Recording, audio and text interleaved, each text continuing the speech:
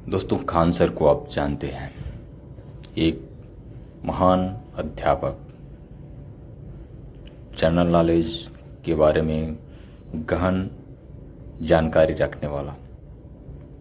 मैं आज से उसे अध्यापक नहीं, एक देशद्रोही मानता हूँ, क्योंकि खिलजी को उसने कुछ अलग तरीके से एक वीडियो में बयां किया है। खिलजी महान शासक था।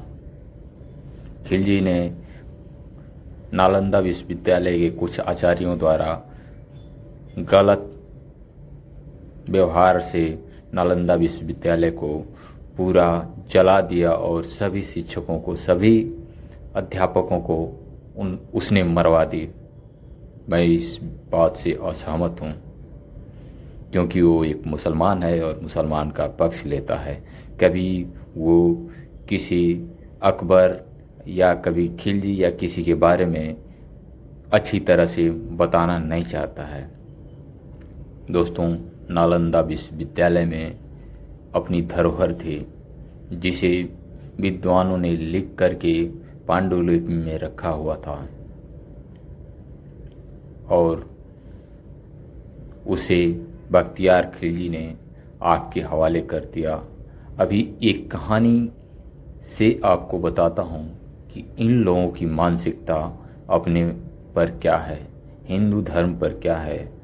आप हिंदू, बौद्ध, जैन करके अलग अलग बढ़ते हैं, लेकिन इनका सभी का एक ही स्रोत है, सनातन।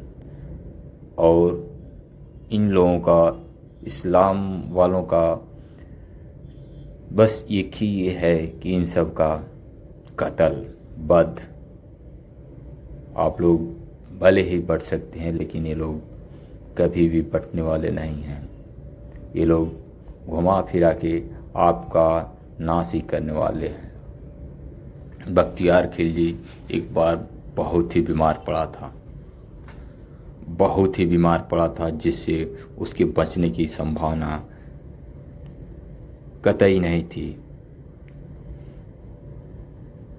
तो किसी ने बताया कि नालंदा विश्वविद्यालय में एक वैद्य हैं, एक शिक्षक हैं, महान शिक्षक, वो बचा सकते हैं।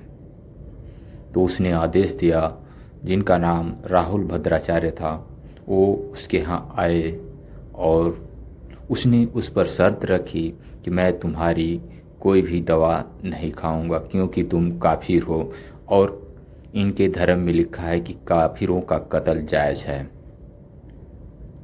हम सब उनके आगे काफिर हैं और वो हमारा कत्ल कर सकते हैं। उन्होंने पता किया था, तो पता चला था कि बख्तियार खिलजी कुरान पढ़ता है। तो एक कुरान की प्रति में उन्होंने दवा का लेप लगा करके उसको पढ़ने के लिए दे दिया।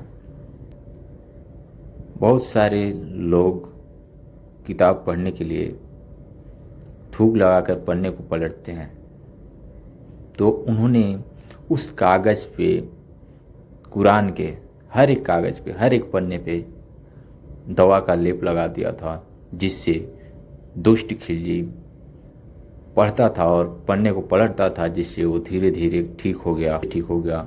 जब उसे जानकारी मिली तो उसने नालंदा विश्वविद्यालय समेत सभी शिक्षकों और विद्यार्थियों को जान से मरवा दिया और मार दिया। सारी किताबें जला दी, वहाँ की सारी पुस्तकें जला दी। 3 मंजिला पुस्तकालय पूरा धू करके 6 महीने तक जलता रहा। दोस्तों, अंदाज़ा लगा सकते हैं। अब मैं इसी पर एक कुड़ार्क की वीडियो बनाया था, जिसमें बताया था कि ये लोग सभी हमारे पुराने जो अपने सारे ग्रंथ थे, जिनसे यंत्र तंत्र सभी चीज़ें सिखाई जाती थी, उसमें लिखी हुई थी, उसको जला दिया, खाक कर दिया, तो वो सब मिट गया।